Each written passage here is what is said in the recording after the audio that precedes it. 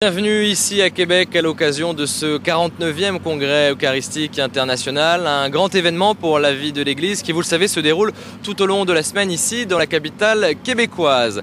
Un événement qui rassemble 13 000 participants, c'est beaucoup, on vient des 4 coins de la planète pour participer à ce congrès de 70 pays avec la participation également d'une quarantaine de cardinaux et de 250 évêques. C'est un grand événement international depuis les origines. L'événement a attiré des gens de toute la planète. Au 19e siècle s'est déroulé le premier congrès eucharistique international. C'était à Lille en 1881 et déjà il y avait 8000 participants avec des pèlerins qui venaient par exemple du Mexique ou du Chili. Ils étaient plusieurs centaines à venir notamment d'Amérique centrale et d'Amérique du Sud. Imaginez-vous à l'époque ce long voyage, c'était déjà beaucoup. Depuis Vatican II, ces congrès eucharistiques internationaux se tiennent tous les 4 ans dans des pays et dans des villes différentes. Le dernier s'est déroulé au Mexique, c'était en 2004 et Jean-Paul II avait adressé un message aux participants et en annonçant la tenue de ce 49e congrès eucharistique ici même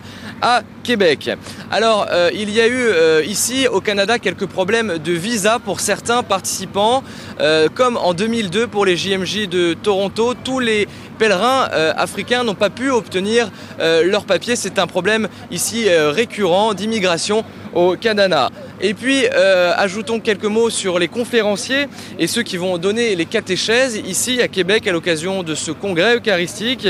Parlons par exemple du cardinal Bergoglio, archevêque de Buenos Aires en Argentine, ou encore Jean Vanier, fondateur de l'Arche, ou encore un cardinal africain, le cardinal Wigan Toumi, archevêque de Douala au Cameroun. C'est le premier cardinal camerounais.